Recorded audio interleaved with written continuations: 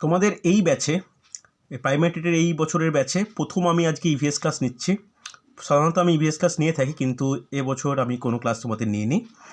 এই যে আজকে প্রথম ইভিএস ক্লাসে যে টপিক নিয়ে ডিসকাস করব, রোগ ও স্বাস্থ্য, ডিটেলসে আলোচনা করব যে মানবদেহে বিভিন্ন রোগের জন্য দায়ী কী কী দায়ী, বা রোগের বিরুদ্ধে যে প্রতিরক্ষামূলক যে অনাক্রম্য তন্ত্র গড়ে ওঠে তার কী কী রেসপন্সিবিলিটি বা কোন কোন বিশেষ অঙ্গ আমাদের কাজে লাগে সেগুলো ডিটেলসে পড়ব।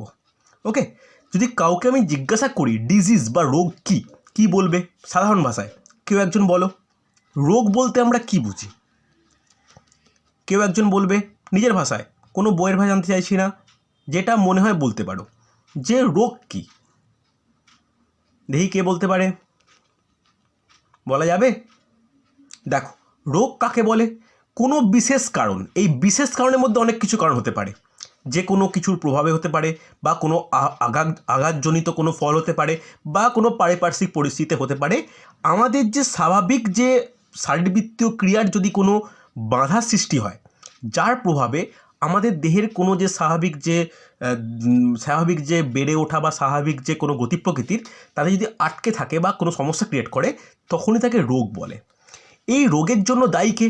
রোগের জন্য যেটা দায়ী তাদেরকে বলা হয় কি? তাদেরকে বলা হয় প্যাথোজেন। এই প্যাথোজেন নিয়ে আমরা আলোচনা করব। তবে আমাদের একটু প্রথমেই জেনে নেওয়া দরকার যে এই প্যাথোজেনগুলোর উৎস কী। দেখো, ভালো করে শোনো।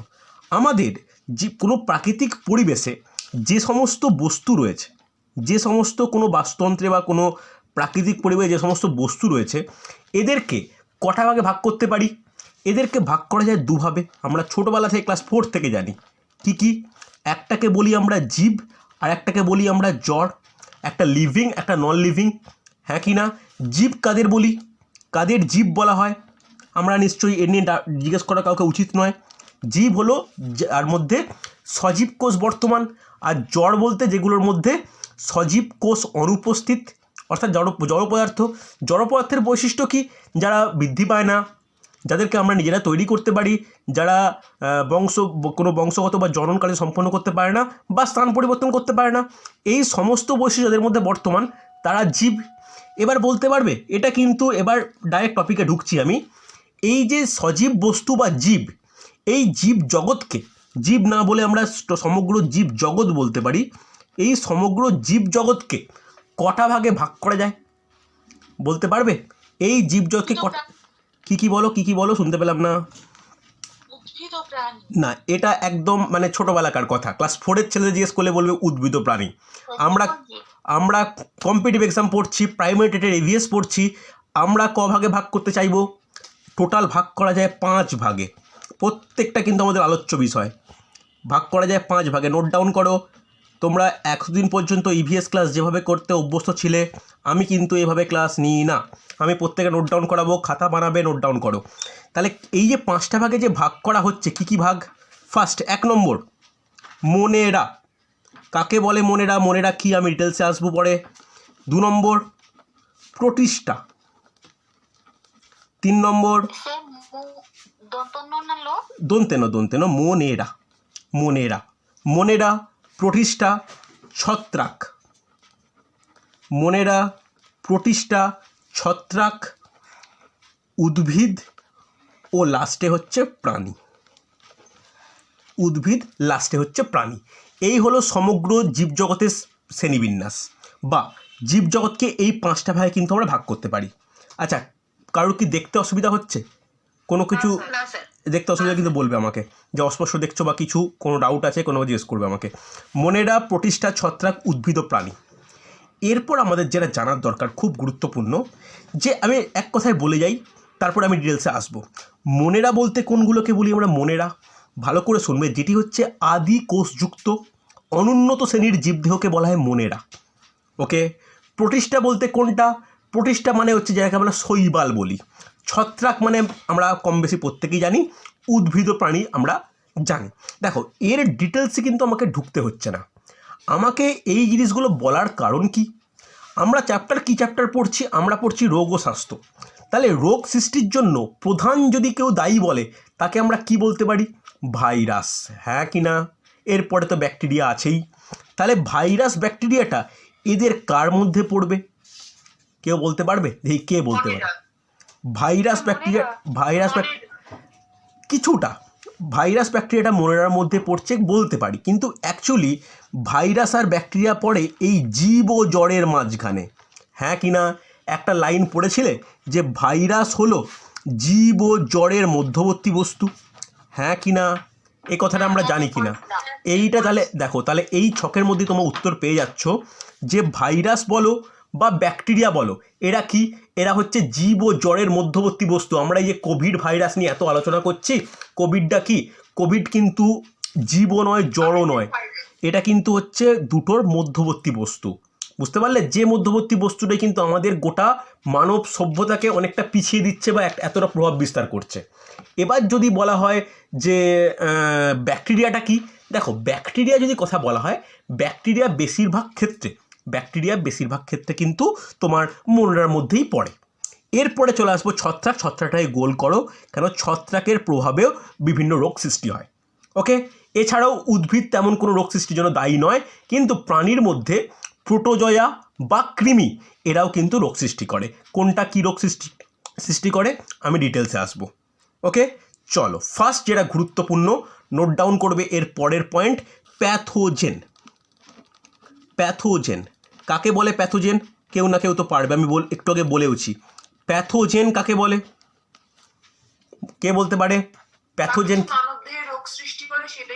হ্যাঁ লিখে রাখো, যে সমস্ত আণুবীক্ষণিক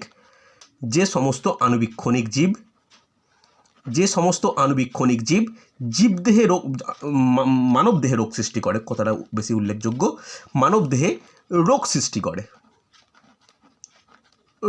করে তারাই হচ্ছে প্যাথোজেন। এবার আমাদের যেগুলো পড়তে হবে, আমরা করকম প্যাথোজেন নিয়ে পড়বো যেগুলো মানবদেহে রোগ সৃষ্টি করছে, ভালো করে নোট ডাউন করবে, খুব গুরুত্বপূর্ণ কিন্তু। 1 নম্বর প্যাথোজেন বলে মাঝখানে হেডিং করো, প্রত্যেকটা ডিটেলসে আমি দেওয়ার চেষ্টা করব, নোট ডাউন করো। প্যাথোজেন ক প্রকার? মোটামুটি বলতে পারি প্যাথোজেন হচ্ছে 5 প্রকার। প্যাথোজেনও 5 প্রকার, ভালো করে লিখবে। 5 প্রকার। 5 প্রকারের মধ্যে প্রথম হচ্ছে ভাইরাস। 2 নম্বর কি? 2 নম্বর ব্যাকটেরিয়া। 3 নম্বর কি? 3 নম্বর প্রোটোজোয়া। 4 নম্বর কি? 4 নম্বর হচ্ছে ছত্রাক। আর 5 নম্বর কি? 5 নম্বর হচ্ছে কৃমি। ওকে, নোট ডাউন করেছো? তাহলে এই হলো প্যাথোজেন, যেগুলো মানবদেহে রোগ সৃষ্টি করে। এবার আমরা পরপর নোট ডাউন করব, খুব গুরুত্বপূর্ণ, যে এই যে 5 প্রকার প্যাথোজেন আমরা পেলাম, এই 5 প্রকার প্যাথোজেন কি রোগ সৃষ্টি করে আমাদের দেহে, তার পরিবর্তে কি নিবারণের উপায়, সেগুলো কিন্তু আমায় জানতে হবে। তারপরে আমি ভাইরাস ও ব্যাকটেরিয়া সম্পর্কে একটু আলোচনা করব। দেখো, প্রথমেই আমরা আলোচনা করব ভাইরাস নিয়ে। ভাইরাস ঘটিত কোন রোগ বা ভাইরাসের প্রভাবে মানবদেহে কি রোগ সৃষ্টি হয় বলো, কয়েকটা এক্সাম্পল দাও। এক্সাম্পলগুলোই পরীক্ষায় গুরুত্বপূর্ণ। 1 নম্বর কি বলতে পারি? কেউ একটা এক্সাম্পল দাও ভাইরাসের প্রভাবে সৃষ্ট রোগ। দ্যাট ইজ ইনফ্লুয়েঞ্জা, যেটা বর্তমানে খুব গুরুত্বপূর্ণ। এই যে ইনফ্লুয়েঞ্জা কথাটা বলছি, কেন প্রথমে ইনফ্লুয়েঞ্জা লিখলাম? এই যে কোভিড-19 বা এই যে করোনা ভাইরাস, এটা করোনা ভাইরাস কিন্তু ইনফ্লুয়েঞ্জা ভাইরাসেরই একটি মিউটেন্ট বা একটা মিউটেশন ঘটার পরে সৃষ্ট নতুন ভাইরাস। ঠিক আছে, তাহলে ভাইরাসের প্রভাবে সৃষ্ট রোগ হচ্ছে ইনফ্লুয়েঞ্জা বা ইনফ্লুয়েঞ্জা ভাইরাস। আর কি রয়েছে? 2 নম্বর লিখে রাখো। কি হয় বলো? আসছে আমি এখন আমি যাইনি, পরপর এক্সাম্পলগুলো পরপর বলো। হাম বলতে পারি, হাম বলা যায় ভাইরাসের প্রভাবে। 3 নম্বর হচ্ছে পোলিও বলতে পারি। তবে একটা ভালো জিনিস কি, বর্তমানে পোলিও টিকাকরণের ফলে 2007 সালে ভারতকে সম্পূর্ণ পোলিও মুক্ত দেশ হিসাবে কিন্তু ঘোষণা করে দেওয়া হয়েছে। চলো এরপরে আর কি বলতে পারি? র্যাবিস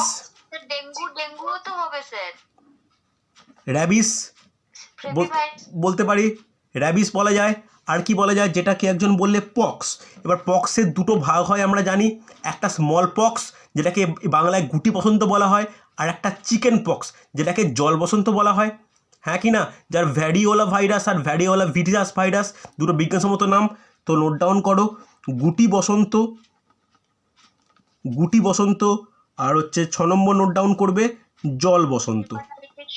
হেপাটাইটিসটাও তো হয়। হয়েছে? বলো বোঝা গেল কি না? হ্যাঁ হয়, অফকোর্স হয়।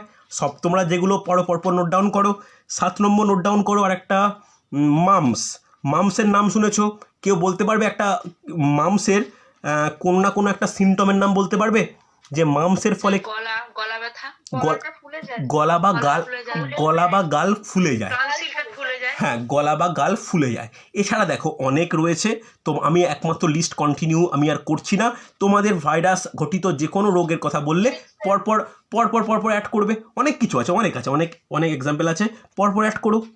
নেক্সট চলে এসো ব্যাকটেরিয়া। ব্যাকটেরিয়া ঘটিত রোগ 3টে, কেউ একজন নাম বলো, খুব সহজ। ব্যাকটেরিয়া ঘটিত রোগের নাম বলো, বলো বলো। ব্যাকটেরিয়া ঘটিত রোগ, হ্যাঁ একদমই তাই, tuberculosis, very good, that is যক্ষা। যক্ষা বলতে পারি। 2 নম্বর আর কে কি বলবে? তাড়াতাড়ি। ব্যাকটেরিয়া ঘটিত রোগ সব থেকে বেশি, তাড়াতাড়ি বলো। আর কি বলতে পারি? টাইফয়েড, কলেরা, ভিব্রিও কলেরিয়া, কলেরা আমরা নাম শুনেছি, কলেরা, এগুলো প্রত্যেকটা ব্যাকটেরিয়া ঘটিত। আর কি বলতে পারি? ডিফথেরিয়া,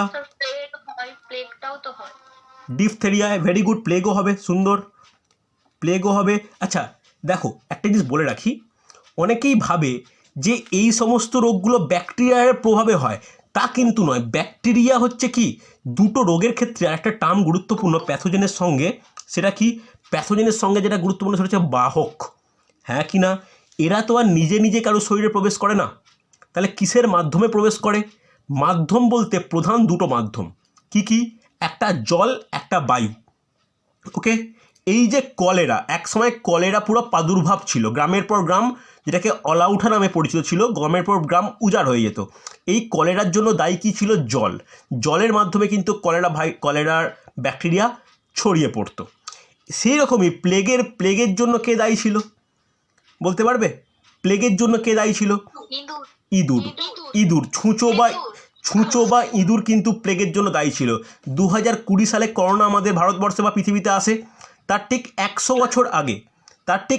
বছর আগে 1920 সাল বারবারিক প্লেগ নামে ইউরোপে কিন্তু প্লেগের মারাত্মক সংক্রমণ ঘটেছিল। ওই জন্য 20 সালটাকে 1920 বলো বা 2020, এই 20 সালটাকে একটা নেগেটিভ সাল ধরা হয় এই কারণেই যে প্লেগেরও একটা মহামারী ছড়িয়ে পড়েছিল কোন সময়? এই প্রথম বিশ্বযুদ্ধের জাস্ট পরে 1920 সালে। ওকে, তখন দায়ী কে ছিল? তার বাহক কে ছিল? বাহক ছিল ইঁদুর ও ছুঁচো, ও কোনো ক্ষেত্রে কাঠবিড়ালি। হচ্ছে, চলো আর কি বলতে পারি? নিউমোনিয়া। দেখো 7 নম্বর নোট ডাউন করবে কুষ্ঠ। 8 নম্বর নোট ডাউন করবে হুপিং কাশি। দেখো অনেক কিছু হয় যেগুলো আমার এই মুহূর্তে খেয়াল পড়ছে, আমি নোট ডাউন করাচ্ছি। আর কি বলতে পারি? হ্যাঁ বলতে পার, লিখে নাও, নোট ডাউন করো যে আমাশয়। 10 নম্বর নোট ডাউন করো এই যে বাতও কিন্তু, এই যে বাতটাও বলতে পারি হচ্ছে ব্যাকটেরিয়ার প্রভাবে হয়। এছাড়া বলতে পারি গনোরিয়া বা এরকম। 12 নম্বর বলতে পারি মেনিনজাইটিস। যদি কেউ এই সমস্ত রোগের ব্যাকটেরিয়ার নাম জানতে চাও তাহলে বলতে পারি, তবে আমি ক্লাসে বলতে চাইছি না, কারণ এগুলো অতটা তোমাদের ইভিএসের জন্য শুধুমাত্র নামগুলো জানলেই হয়। কারণ কোশ্চেন আসতে লক্ষ্য করা গেছে যে টিবি তো হচ্ছে যক্ষা, টিউবারকুলোসিস, মাইকোব্যাকটেরিয়াম টিউবারকুলোসিস, যার ব্যাকটেরিয়ার বিজ্ঞানগত নাম। হ্যাঁ কি না? তবে যক্ষা রোগ কিন্তু এখন প্রায় কন্ট্রোলেই আছে। আমাদের বিভিন্ন জেলায় যক্ষা হাসপাতাল আছে, তো যক্ষা রোগ কিন্তু আমাদের প্রায় এখন কন্ট্রোলেই দেখা যায়। বুঝতে পারলে? দেখো আগামী 10 বছর পর না করোনা রোগটাকেও আমরা এরকমই বলবো যে একটা ছিল, কিছু হয়েছিল, কোনো এর ব্যাপার নেই। আচ্ছা, এখানে আমি এডসটা মিস করে গেছি। ভাইরাসে গুরুত্বপূর্ণ AIDS, যার ভাইরাসের নাম কি? যে HIV, হিউম্যান ইমিউনোডেফিসিয়েন্সি ভাইরাস। ওকে, চলো তাহলে এবার চলে এসো ব্যাকটেরিয়ার আরও এক্সাম্পল আছে। এরপর চলে এসো প্রোটোজোয়া কিন্তু খুব গুরুত্বপূর্ণ। প্রোটোজোয়া ঘটিত কী রোগ বর্তমান? সবথেকে গুরুত্বপূর্ণ রোগ কি? কে বলতে পারে? প্রোটোজোয়া ঘটিত কী রোগ সবথেকে বেশি ঘটে, যার সম্পর্কে আমাদের সচেতন থাকা উচিত? বলতে পারবে? বলা যাবে? কে বলতে পারে? এতজন ক্লাস করছো, প্রায় 22 জন ক্লাস করছো। প্রোটোজোয়ার প্রভাবে কোন রোগ সম্পন্ন হয়? একটা রোগের নাম অন্তত বলা উচিত, খুব পরিচিত, বলা উচিত এটা। ম্যালেরিয়া। ম্যালেরিয়া। ম্যালেরিয়ার বাহককে, বাহক হচ্ছে অ্যানোফিলিস মশা, স্ত্রী অ্যানোফিলিস মশা। এটা কি বাহক, কিন্তু অ্যাকচুয়ালি যে যার প্রভাবে আমাদের শরীরে রোগ সৃষ্টি হয় সেটা কি, সেটা প্রোটোজোয়া। এবার এইটা আবার 4 ভাগে ভাগ করা যায়। প্রোটোজোয়া। ব্যাকটেরিয়া তো একদম নয়, ব্যাকটেরিয়া লেখা প্রোটোজোয়া। তবে ব্যাকটেরিয়া কোথায় লেখালাম? ব্যাকটেরিয়া তো লেখাইনি আমি, প্রোটোজোয়ার মধ্যে পড়ে। এই ম্যালেরিয়ার আবার 4টে বিশেষ ভাগ রয়েছে, নোট ডাউন করে নাও। বিনাইন টার্সিয়ান ম্যালেরিয়া, এরপরে আছে ম্যালিগন্যান্ট ম্যালেরিয়া, ওভেল ম্যালেরিয়া, আর লাস্টে বলে কোয়ার্টন ম্যালেরিয়া। হ্যাঁ কি না? যার যদি তুমি বিনাইন, ম্যালিগন্যান্ট, ওভাল, কোয়ার্টন। ওকে, যদি আমি এর বিজ্ঞানসম্মত নাম বলি তাহলে কি বলতে পারি? কোয়ার্টন। QUARTAN বা কয়াকা অন্তেশ্বয়াকা টয়রফল আকা দন্তেন্ন, কোয়ার্টন। ওকে, আচ্ছা 4টি বলছি। বিনাইন, বয়সী দন্তনাকা হস্য দন্তন বিনাইন, ম্যালিগন্যান্ট, ময় জফলা আকা লয়সি গ দন্তেন জফলা দন্তেন্নয় ট ম্যালিগন্যান্ট, তারপর একটা ওভেল বা ওভালি, আর একটা হচ্ছে কোয়ার্টন। বুঝতে পারলে? তার মধ্যে সবথেকে ডেঞ্জারাস হচ্ছে ম্যালিগন্যান্ট, যার প্রভাবে কিন্তু, যে ম্যালেরিয়ার প্রভাবে ক্যান্সার রোগ কিন্তু সৃষ্টি হতে পারে। ওকে, ভালো করে শুনে রাখো, প্রত্যেকটা বিজ্ঞানসম্মত নাম কোশ্চেনে আসে, তবে আমাদের ইভিএসের জন্য দরকার নেই, অন্যান্য কম্পিটিটিভ এক্সামের জন্য কাজে লাগে। যেটা কি বলতে পারি? প্লাজমোডিয়াম ভাইভ্যাক্স, এর ক্ষেত্রে কি প্লাজমোডিয়াম ফ্যালসিফেরাম, ভেরি গুড, প্লাজমোডিয়াম ওভেলি, আর এর হচ্ছে কি প্লাজমোডিয়াম ম্যালেরি, ভেরি গুড, সুন্দর। এই চারটে কিন্তু ম্যালেরিয়ার শ্রেণীবিভাগ। ওকে, এটুকু বলে রাখি, এই ম্যালেরিয়া রোগের জন্য দায়ী যে প্রোটোজোয়া, সেটা কি, সেটা হচ্ছে প্লাজমোডিয়াম প্রজাতির প্রোটোজোয়া কিন্তু ম্যালেরিয়া রোগের জন্য দায়ী। এই প্লাজমোডিয়ামের আবার উপজাতি 4টে, কি? ভাইভ্যাক্স, ফ্যালসিপেরাম, ওভেলি আর ম্যালেরি। এর প্রভাবে 4টে দেখা যায়। তবে এই যে কোয়ার্টন ম্যালেরিয়া, এটা সবচেয়ে সাধারণ ম্যালেরিয়া, যেটা আমাদের নর্মালি কলকাতা শহরে বা সব জায়গায় হয়ে থাকে। হ্যাঁ কি না? আর সবথেকে ডেঞ্জারাস কোনটা? যেটা ম্যালিগন্যান্ট ম্যালেরিয়া, যার প্রভাবে হচ্ছে ব্রেন অ্যাফেক্টেড হয়, বা ব্রেন বা গুরু মস্তিষ্ক অ্যাফেক্টেড হয়, এবং যার প্রভাবে ক্যান্সার রোগ সৃষ্টি হতে পারে। ওকে, এই গেল হচ্ছে প্রোটোজোয়ার গুরুত্বপূর্ণ রোগ। হচ্ছে, প্রত্যেকে নোট ডাউন করেছো? যাদের আমার হাতের লেখা বুঝতে অসুবিধা হচ্ছে, রিকোয়েস্ট করবো একবার রেকর্ডিং দেখে নিতে, যদি কোনো জায়গায় সমস্যা থাকে তো। ঠিক আছে? এই যে আমি হাতে লিখে যে ক্লাস নিচ্ছি না, এর একটাই সমস্যা, এখানে ইন্টারনেট বেশি খরচ হয়। স্পিড ইন্টারনেটে কম থাকলে একটু সমস্যা হতে পারে। ঠিক আছে, চলো 2 নম্বর রোগ কি? কালাজ্বর। কোশ্চেন কিন্তু পরীক্ষায় আসে, কালাজ্বর রোগের জন্য দায়ী প্যাথোজেনের নাম কি? ওকে, কালাজ্বর। তারপরে ভেরি গুড, লিজমেনিয়া ডোনোভেনি। চলো, এরপরে হচ্ছে ঘুম রোগ, যাকে ইংলিশে বলা হয় স্লিপিং সিকনেস। প্রায় 18 ঘন্টা পর্যন্ত ঘুমানোর ব্যাপার একটা। ওকে, এর হচ্ছে বিজ্ঞানসম্মত নাম কি এর? প্রোটোজোয়ার ট্রাইপ্যানোজোমা গ্যাম্বিয়েন্স। ওকে, যদিও আমাদের ইভিএসের ক্ষেত্রে এর প্যাথোজেনের নাম, বিজ্ঞানসম্মত নামগুলো পড়তে হয় না।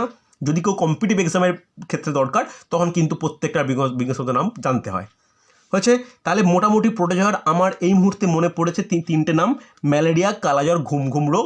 এরপর যদি তোমাদের আর কোনো কিছু মনে থাকে বা আর কিছু হয় আমাকে বলতে পারো, আমি নোট ডাউন করে নেবো। চলো, এবার চলে এসো ছত্রাক ঘটিত রোগ। ভালো করে একটা জিনিস মনে রাখবে, ছত্রাকের প্রভাবে যে রোগগুলো হয় না, সেগুলো শরীরের বহিস্থ দেহে সম্পন্ন হয়, অর্থাৎ বাইরের জায়গায় বলতে কোনটা? মেনলি ত্বকের ওপর। যে কোনো ত্বকের ওপর অ্যাফেক্ট করছে যে সমস্ত রোগ, বেশিরভাগই মনে করবে ছত্রাক ঘটিত। আমাদের ত্বকের রোগ বিভিন্ন মানুষের হয়, কিন্তু শীতকালেও হয়, গরমকালেও হয়। অনেকের মাথায় চুলের গোড়ায় বিভিন্ন চুলকানোর ব্যাপার বা কোনো স্কাল্পে কোনো সমস্যা হয়, সেগুলো প্রত্যেকটাকেই ছত্রাক ঘটিত রোগ। তাহলে ছত্রাক ঘটিত সবথেকে গুরুত্বপূর্ণ রোগ নোট ডাউন করো, অ্যাসপারজিলোসিস। Aspergillosis, aspergillosis. 2 নম্বর নোট ডাউন করবে, অ্যাথলেটিক ফুট। কথাটা শুনে থাকবে, অ্যাথলেটস ফুট বা অ্যাথলেটিক ফুট। ওকে, মনে থাকবে। এরপর লিখে রাখো ডার্মাটোমাইকোসিস। 3 নম্বর নোট ডাউন করবে, ডার্মাটোমাইকোসিস। ডার্মাটোমাইকোসিস। দেখো হাতের লেখা অসুবিধা হলে বলবে আমাকে। ডার্মাটোমাইকোসিস, এই ছত্রাকের 3টে কিন্তু ছত্রাক ঘটিত রোগ, অ্যাসপারজিলোসিস, অ্যাথলেটিক ফুট, ডার্মাটোমাইকোসিস। হয়েছে? কোনো অসুবিধা থাকলে বলবে আমাকে। এরপরে ভালো করে দেখো, খুব গুরুত্বপূর্ণ, কৃমি ঘটিত রোগ কী কী? কৃমি ঘটিত রোগ সবথেকে গুরুত্বপূর্ণ 1 নম্বর, কেউ একটা এক্সাম্পল দাও দেখি। হ্যাঁ, ভেরি গুড, টিনিয়াসিস। Very good, টিনিয়াসিস। যার জন্য দায়ী কৃমির নাম কি? Tinea solium. ভালো করে দেখো, ভাইরাস হচ্ছে, এক জিনিস বলে নিই যে ভাইরাস, ভালো করে শুনবে, ভাইরাস কিন্তু জীব ও জড়ের মধ্যবর্তী বস্তু। ব্যাকটেরিয়া কি? ব্যাকটেরিয়াকে তুমি কিছুটা জীব বলতে পারো, বেশিরভাগই। প্রোটোজয়া পুরোপুরিভাবে, ভালো করে শোনো, প্রোটোজয়া পুরোপুরিভাবে প্রাণী। কৃমি প্রাণী। ছত্রাক কিন্তু ছত্রাক নিজের মধ্যেই পড়ছে, আলাদা কিন্তু একটা জীবজগৎ। তাহলে আমাদের যে এতগুলো প্যাথোজেন নিয়ে আমরা আলোচনা করছি, এই সমস্ত প্যাথোজেনগুলো দিলাম, এই যে টিনিয়াসোলিয়াম বা টিনিয়াসিস, এই কৃমিগুলো কার মধ্যে পড়ে? কৃমি কিন্তু পুরোপুরি প্রাণীর মধ্যে পড়ে। ইম্পর্টেন্ট, ভালো করে কিন্তু আমাদের নোট ডাউন জেনে রাখা দরকার। এছাড়া আর কি রোগ আছে যেগুলো কৃমির প্রভাবে হয়? That is ascariasis. অ্যাসকেরিয়াসিস। অ্যাসকেরিয়াস কীভাবে ছড়ায় বলতে পারবে? অ্যাসকেরিয়াসিস কীভাবে ছড়ায়? অ্যাসকেরিয়াসিস ছড়ানোর জন্য দায়ী কে বলা যাবে? কেউ একজন বলো, অ্যাসকেরিয়াসিস ছড়ানোর জন্য দায়ী কে? বলো। হ্যাঁ, বিভিন্ন ক্ষেতের যে আমাদের শাকসবজি হয়, সেগুলোতে যদি কোনো প্রাণীর মলমূত্রের মাধ্যমে যদি পরিষ্কার করে না ধোয়া হয়, তখন অ্যাসকেরিয়াসিস রোগ ছড়াতে পারে।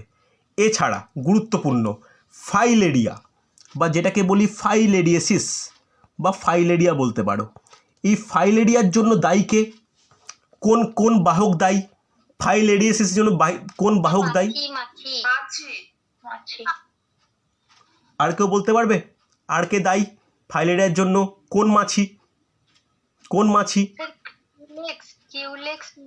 কিউলেক্স কি মাছি? স্যান্ড ফ্লাই, বালুকা মৃত্তিকা। স্যান্ড ফ্লাই বা বালুকা মৃত্তিকা। বা এই যে ম্যালেরিয়া যেমন স্ত্রী অ্যানোফিলিস মশা, তেমনি ফাইলেরিয়া কি হয়? ফাইলেরিয়ার আরেকটা নাম কি? That is এলিফ্যান্টিসিস। ফাইলেরিয়া যোগের দায়ী কি? স্ত্রী কিউলেক্স মশা। ওকে, কোনো অসুবিধা নেই। এই গেল আমাদের টোটাল, ভালো করে শোনো, এই গেল টোটাল আমাদের। কিউলেক্স মশাও হবে, হ্যাঁ। তাহলে এই যে বিভিন্ন আমি রোগ নিয়ে আলোচনা করলাম, এগুলো কি বিভিন্ন প্যাথোজেনের প্রভাবে বিভিন্ন রোগ। আমি কিন্তু একবারও বলছি না যে এইগুলো আলটিমেট। মোটামুটি এইগুলো আমি এতগুলো রোগ লেখালাম, প্রায় 30-40টা রোগ লেখানো হয়েছে। তো তার মধ্যে বেশিরভাগই কোশ্চেন আসে।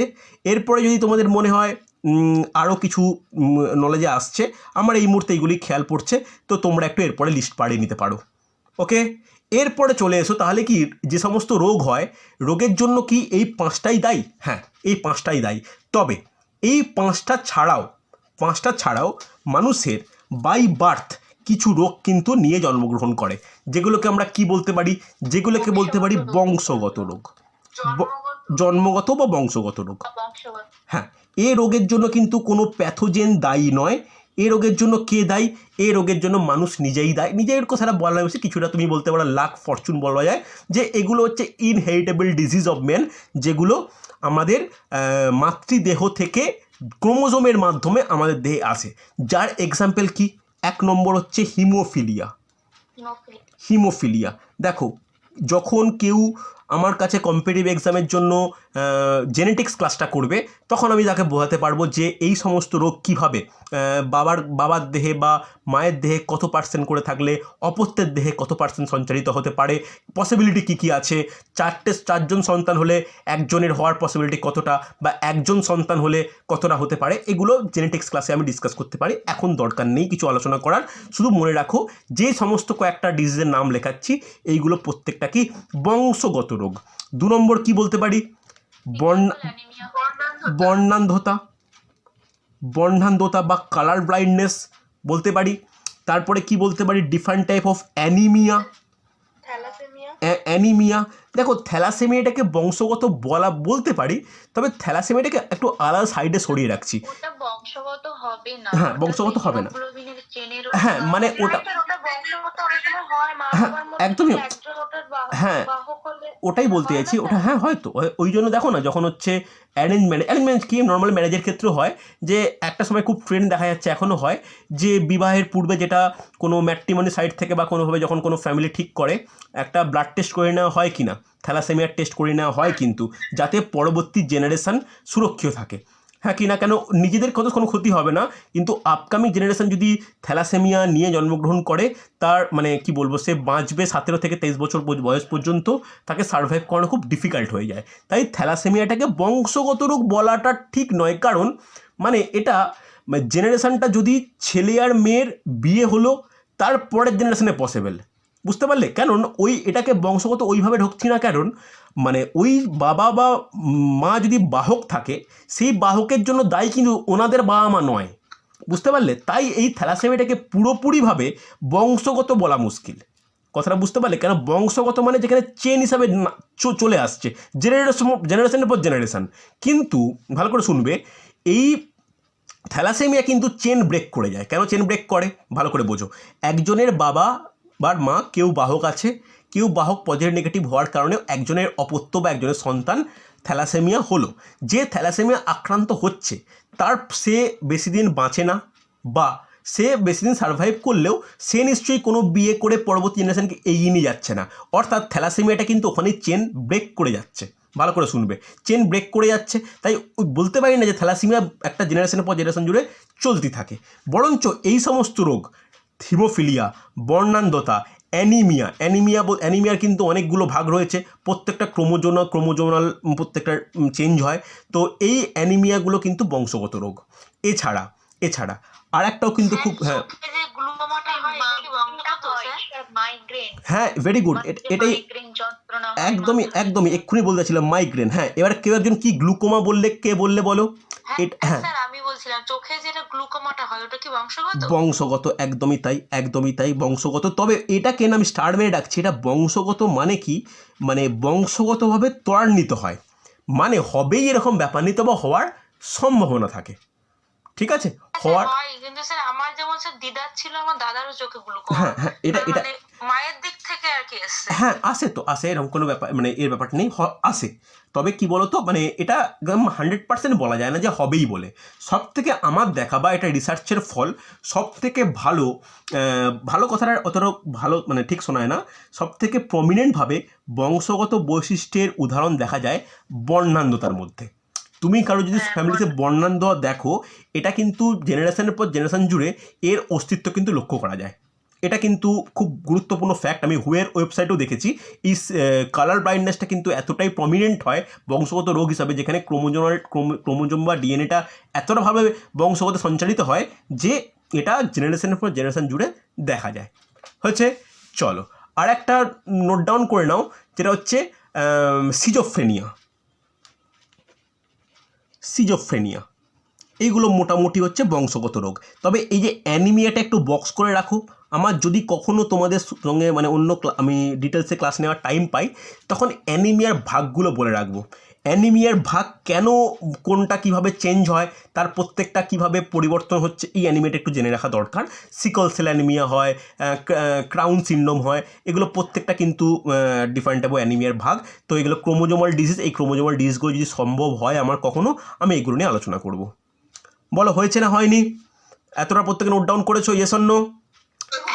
দেখো এই হলো আমার টোটাল বংশগত রোগ, মানে টোটাল রোগের মধ্যে আমি ভাইরাস, ব্যাকটেরিয়া, প্রোটোজোয়া, ছত্রাক, কৃমি আর বংশগত রোগ নিয়ে মোটামুটি আলোচনা করলাম। নেক্সট প্রত্যেকে হেডিং করো ভাইরাস বলে। ওকে, নেক্সট হেডিং করো ভাইরাস। ভাইরাস সম্পর্কে একটু বলে রাখি, একটু ভাইরাস সম্পর্কে তথ্য কিন্তু জেনে নেওয়া দরকার। কোনটা বলো, কোনটা রুম্পা বলো, কেটে তোমার কথা কেটে যাচ্ছে। সিজোফ্রেনিয়া।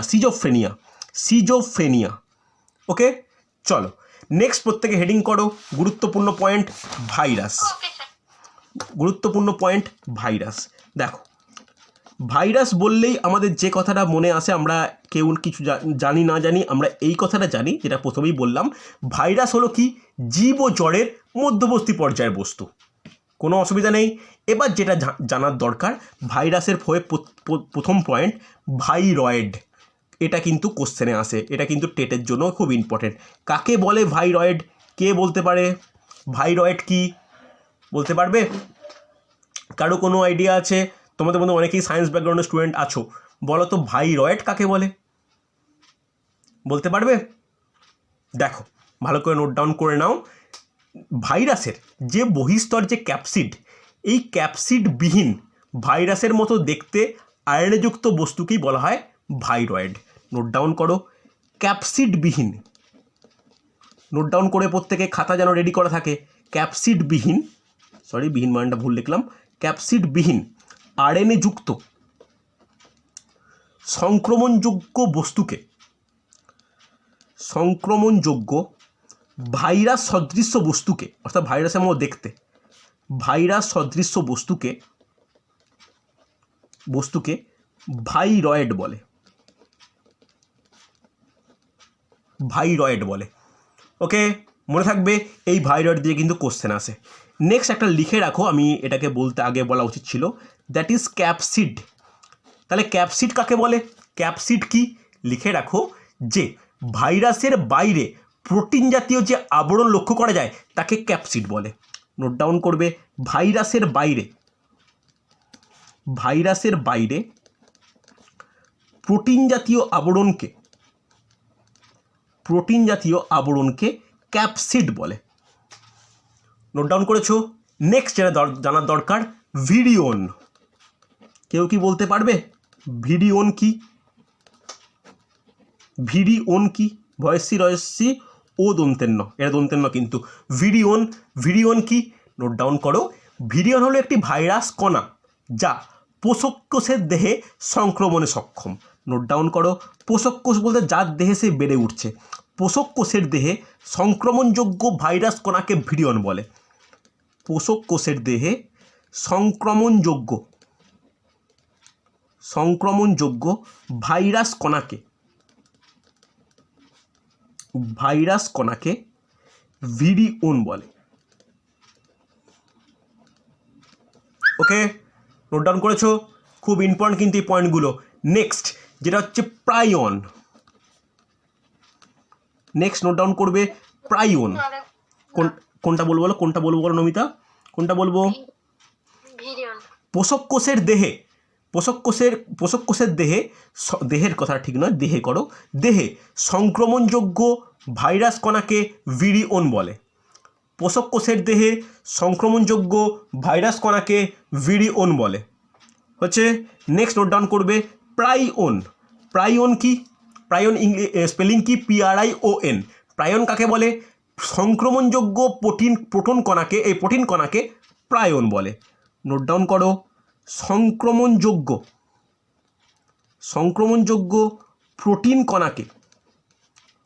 প্রোটিন কণাকে প্রাইয়ন বলে।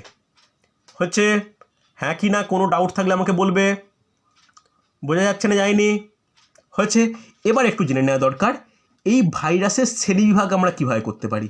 দেখো, এই প্রথমে ভাইরাস শ্রেণীবিভাগ যদি করি, কোনো ডাউট থাকলে আমাকে প্রশ্ন করতে পারো কিন্তু। দেখো, এই ভাইরাসের শ্রেণীবিভাগ করব আমরা পরজীবীর প্রকৃতি অনুসারে।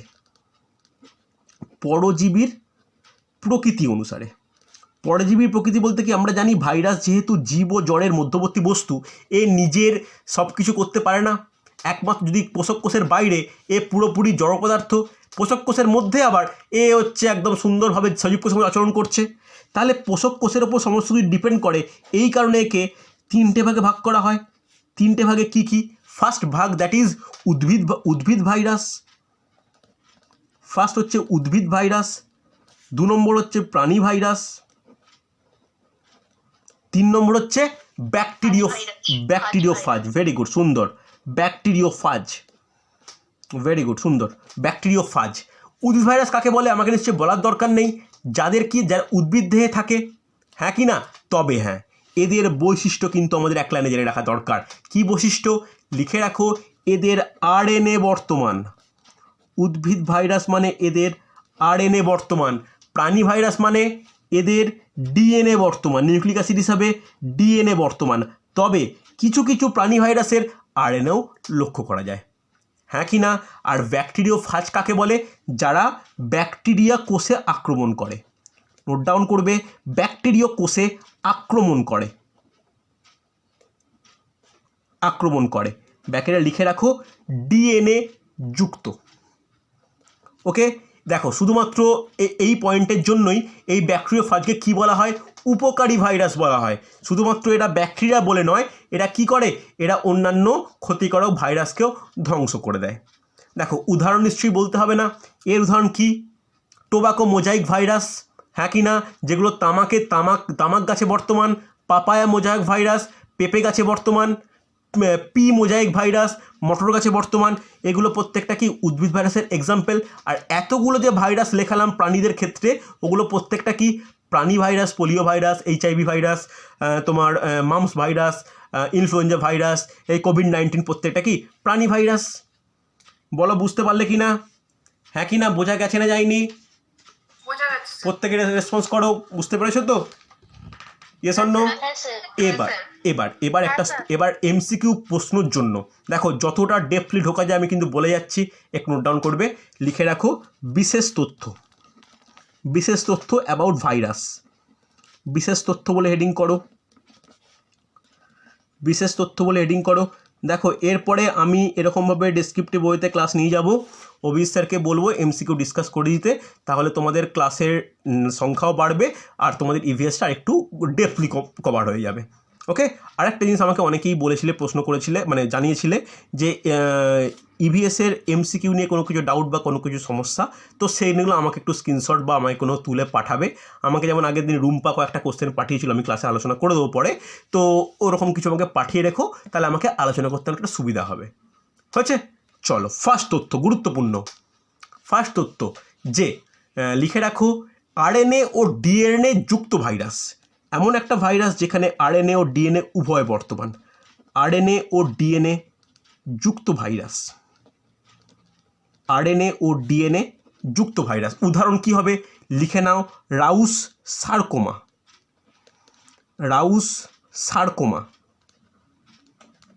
ওকে, নোট ডাউন করেছো? চলো 2 নম্বর নোট ডাউন করবে, ডিএনএ যুক্ত উদ্ভিদ ভাইরাস।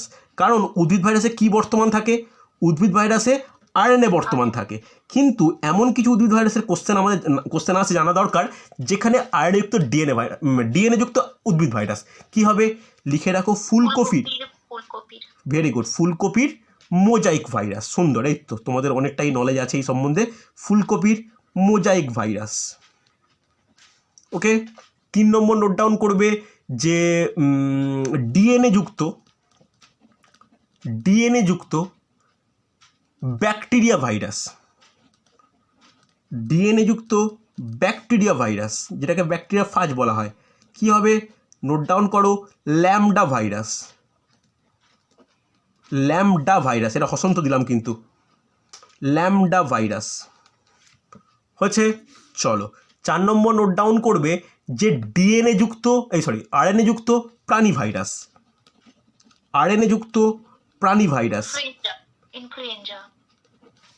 ভাইরাস। দেখো আরএনএ যুক্ত প্রাণী ভাইরাসের মধ্যে এটা ইনফ্লুয়েঞ্জা কথাটা বলা ঠিক নয়, অ্যাকচুয়ালি ইনফ্লুয়েঞ্জার মধ্যেও তোমার ডিএনএর উপস্থিতি লক্ষ্য করা যায়, তো আরএনএ শুধুমাত্র থাকে না। দ্যাট ইজ HIV আর পোলিও ভাইরাস। ওকে, অসুবিধা নেই। চলো নেক্সট নোট ডাউন করবে 5 নম্বর যে এনভলভবিহীন ভাইরাস। স্যার আরেকবার বলুন। ইনভলভ বিহীন ভাইরাস, ইনভলভ বলতে যেটা হচ্ছে বাইরের আস্তরণ, ইনভলভ কথা অর্থ খামের মতো, অর্থাৎ যে ভাইরাসের বাইরে কোনো আবরণ নেই, ইনভলভ বিহীন ভাইরাস। লিখে রাখো রিও ভাইরাস, রিও ভাইরাস হচ্ছে। খাতা বানাও, খাতায় কিন্তু রেখে দেওয়া দরকার। আমি আগের ব্যাচে যাদের আমাকে ক্লাস করতে যে সমস্ত নোট তোমরা পিডিএফ রেডি করেছো সেই সমস্ত তাদের কিন্তু খাতায় রেডি করা ছিল। জানি না পায়েল আমাদের এখন ক্লাস করছো কিনা, পূজা ক্লাস করছো কিনা, পূজা ক্র্যাক করেছে এবছর, তো এদের কিন্তু খাতায় ইভিএস নোট ডাউন করা থাকে। যে কোনো সাবজেক্ট অ্যাটলিস্ট বলে রাখি, শোনো, পিডিএফ শুধু কোনো পিডিএফ খোঁজার জন্য বা পিডিএফ সংগ্রহ করার জন্য কোনো ইনস্টিটিউটে কিন্তু পড়তে হয় না। এখন ওয়েবসাইটে সার্চ করলেই হাজার হাজার পিডিএফ অ্যাভেলেবেল। পিডিএফ দিয়ে কিন্তু পড়াশোনা হয় না, আমি কিন্তু একদম ক্লিয়ারলি বলে দিচ্ছি। প্রত্যেকটা সাবজেক্ট যারা কম্পিটিটিভ এক্সাম পড়ছো, history, geography, constitution, economics, science, বা এখানে তোমাদের ইভিএস, চাইল্ড সাইকোলজি, বেঙ্গলি, প্রত্যেকটার মোটা মোটা খাতা বানাও, খাতায় নিজে নোট রেডি করো, তাহলে কিন্তু ভালো কিছু হবে। বুঝতে পারলে? শুধুমাত্র একটা নোট পেয়ে গেলাম, নোট প্রিন্ট আউট করে নিলাম, ওগুলো কিন্তু সাফিসিয়েন্ট একেবারে নয়। প্রত্যেক ইনস্টিটিউট, প্রত্যেকের জায়গায় কিন্তু নোট দেওয়ার জন্য দেওয়া হয়। স্টুডেন্টদের সঙ্গে স্টুডেন্টদের পার্থক্য কিন্তু স্টুডেন্টদের ইন্ডিভিজুয়াল এই কপি রেডি পার্থক্য তৈরি করে। এটা কিন্তু মাথায় রেখো। ভাবতে পারো স্যার আমাদের খাটাচ্ছে, খাটানোর ব্যাপারটা নয়, আমি নিজেও তো লিখছি, তোমরাও লেখো, দেখবে কিন্তু এটা উপকারী হবে তোমাদের। বুঝতে পারলে? চলো নেক্সট নোট ডাউন করো। একতন্ত্রী ডিএনএ যুক্ত ভাইরাস, একতন্ত্রী ডিএনএ যুক্ত ভাইরাস, একতন্ত্রী ডিএনএ যুক্ত ভাইরাস। তাহলে একতন্ত্রী ডিএনএ যুক্ত ভাইরাস কি? আসলে ডিএনএ তো অ্যাকচুয়ালি দ্বিতন্ত্রী হয়, কিন্তু এমন কোনো কিছু ভাইরাস রয়েছে যেখানে ডিএনএ উপস্থিত কিন্তু ডিএনএটা কি? একতন্ত্রী। যেমন লিখে রাখো জেমিনি ভাইরাস, জেমিনি ভাইরাস। কোনো আমার হাতের লেখা বুঝতে বা কোনো অসুবিধা হলে আমাকে জিজ্ঞাসা করবে। হচ্ছে, চলো দেখো দ্বিতন্ত্রী আরএনএ যুক্ত ভাইরাস, দ্বিতন্ত্রী আরএনএ যুক্ত ভাইরাস, কারণ আরএনএ সাধারণত একতন্ত্রী হয়। তাহলে কি এক্সাম্পল? Rio virus. ওকে, তাহলে দেখো মোটামুটি এই 7খানা ইনফরমেশান আমি দিয়ে রাখলাম ভাইরাস সংক্রান্ত। এগুলো কিন্তু পরীক্ষায় আসতে লক্ষ্য করা যায়। হচ্ছে, দেখো ভালো করে দেখে নাও, আশা করি তোমাদের এই নিয়ে কিন্তু কোনো সমস্যা থাকবে না। হচ্ছে, এবার দেখো তাহলে এই টপিকটা আমি আজকে এতটাই বললাম। পরের দিন কি আলোচনা করব? পরের দিন কিছুটা ব্যাকটেরিয়া সম্পর্কে আলোচনা করব। ব্যাকটেরিয়া আলোচনা করার পরে ব্যাকটেরিয়ার কিছু মানে ব্যবহার, যেটা তোমরা স্যার আশা করি নাইট্রোজেন চক্র পড়িয়েছে, নাইট্রোজেন চক্রে নাইট্রোজেন সংবন্ধনকারী ব্যাকটেরিয়ার ব্যাপারগুলো তোমরা আশা করি জানো। সেই সম্পর্কে কিছু তথ্য দিয়ে আমরা ব্যাকটেরিয়াটা শেষ করব। ব্যাকটেরিয়া শেষ করে ডাইরেক্ট চলে আসবো ইমিউনোলজি বা অনাক্রম্যবিদ্যা নিয়ে। অনাক্রম্যবিদ্যা অর্থাৎ মানবদেহে এই সমস্ত রোগ তো সৃষ্টি হচ্ছে, রোগের বিরুদ্ধে তো কাজ করার জন্য অ্যান্টিবডির প্রয়োজন। সেই অ্যান্টিবডিগুলো কিভাবে কাজ করে, অ্যান্টিবডির মধ্যে যে কাজগুলো করবে, এই যে ইমিউনোলজির যে বা ইমিউনোগ্লোবিন যে আছে, এই ইমিউনোগ্লোবিন যে 5 প্রকার, আইজিজি, আইজিএ, আইজিএম, আইজিডি, আইজিই, এগুলোর প্রত্যেকটা সম্পর্কে আলোচনা করা। বা আমার যে অনাক্রম্যতা কিভাবে তৈরি হয়, কোনটা সহজেত অনাক্রম্যতা তৈরি হয়, কোনটা টিকাকরণের ফলে কীভাবে তৈরি হয়, সেগুলো নিয়ে আলোচনা করব। তার সঙ্গে আমরা এই ইনফরমেশনটা দিয়ে রাখবো যে একটা শিশু জন্মগ্রহণ করার পরে কোন কোন মাসে বা কোন কোন বছরে কি কি টিকা রয়েছে, সেই টিকাটা কোন কোন রোগের সঙ্গে সম্পর্কিত, এইগুলো কিন্তু ইভিএসের গুরুত্বপূর্ণ পার্ট। বুঝতে পারলে? তাহলে পরের দিন আমার প্রথম টপিক হবে ব্যাকটেরিয়া, ব্যাকটেরিয়া শেষ করে ইমিউনোলজি, ইমিউনোলজি টপিকটা শেষ হবে টিকাকরণ দিয়ে। বুঝতে পারলে? দেখো যতটা পড়ানো হয়েছে ঠিক আছে, তারপর থেকে যেগুলো হয়নি বা যেগুলো ডাউট আছে, সমস্যা আছে, আমি শেষ করব। এমনকি তোমাদের ইভিএসের লাস্ট টপিক, সেটা মার্চ মাসে আমি স্টার্ট করব, সেটা হচ্ছে অ্যাবাউট ওয়েস্ট বেঙ্গল। কারণ তোমাদের বেশ কিছু কোশ্চেন শেষ বছর টেটে এসেছিল পশ্চিমবঙ্গ সংক্রান্ত, যেখানে ইভিএস হয়তো ডাইরেক্টলি ইনভলভ নয়, কিন্তু আমাকে করে রাখতে হবে, যার মধ্যে পশ্চিমবঙ্গের অবস্থান, পশ্চিমবঙ্গের বিভিন্ন জেলা, পশ্চিমবঙ্গের নদী, পশ্চিমবঙ্গের অভয়ারণ্য, পশ্চিমবঙ্গের এক্সিটু ইনসিটু সংরক্ষণ, এই নিয়ে কিন্তু পশ্চিমবঙ্গের রামসার সাইট, এইগুলো নিয়ে কিন্তু আলোচনা করতে হবে। বুঝতে পারলে? পশ্চিমবঙ্গ নিয়ে কিন্তু কোশ্চেন আগের বছর এসেছিল 4খানা কোশ্চেন অ্যাবাউট ইভিএসে। কারণ আমরা ইভিএস মানে কি মনে করি জানো? ইভিএস মানে মনে করি সেই বাস্তুতন্ত্র, সেই ফুড চেন, সেই তোমার হচ্ছে বিভিন্ন রকম সংরক্ষণ, তা কিন্তু নয়। এখন ইভিএসের বিস্তৃতিটা কিন্তু আরও বাড়িয়ে দিয়েছে, বা যেহেতু আমাদের শিক্ষা পর্ষদ থেকে বা যারা টেট যেখান থেকে নিচ্ছে সেখান থেকে কোনো সিলেবাস মেনশান করে দেয়নি, তাই আমাদের যতটা বাড়া যায় আমাদের একটু জোনটাকে বড় করে রাখতে হবে। বুঝতে পারলে? তাহলে দেখো আমি আজকে এতটাই বললাম, পরের দিন ব্যাকটেরিয়া দিয়ে শুরু করব, তারপরে আস্তে আস্তে এগোবে। লাস্ট টপিক আমাকে মনে করিও যে পশ্চিমবঙ্গ সংক্রান্ত 3টে ক্লাস কিন্তু আমি নেব, অ্যাবাউট ওয়েস্ট বেঙ্গল। সেখানে মোটামুটি ম্যাপ এঁকে কোথায় কী আছে সেগুলো ডিসকাস করে নেবো। ওকে, বলো কোনো ডাউট থাকে, কোনো প্রশ্ন থাকলে আমাকে জিজ্ঞাসা করতে পারো। বলো, প্রত্যেকে জিজ্ঞেস করো। বলো বলো বলো। মনেরার প্রতিষ্ঠা ওইটা একটু বলে দিন না, লিখতে পারিনি, লিখবো। ওকে ওকে ওকে ওকে জাস্ট এটুকু আমি আগের পেজে ফিরে যাচ্ছি, দেখে নাও যে মোটামুটি বস্তুকে দুভাগে ভাগ করা যায়, জীব ও জড়। জীব ও জড়ের মধ্যবর্তী হচ্ছে ভাইরাস, এবং জীবজগৎকে 4-5টা ভাগে ভাগ করা যায়, মনেরা, প্রোটিস্টা, ছত্রাক, উদ্ভিদ, প্রাণী। পরের দিন আমি ব্যাকটেরিয়া করার পরে মনেরার একটু বৈশিষ্ট্য, প্রোটিস্টার বৈশিষ্ট্য, ছত্রাকের বৈশিষ্ট্য, এগুলো নিয়ে আলোচনা করে নেব। ওকে, বলো আর কারো কোনো প্রশ্ন, কোনো ব্যাপার? ঠিক আছে, কোনো বুঝতে অসুবিধা আশা করি হয়নি। একটু ভালো করে ফ্রেশ খাতা বানিয়ে রাখো, পরপর যেন খাতায় নোট ডাউন করা থাকে। বুঝতে পারলে? চলো আজকে তাহলে এতটাই।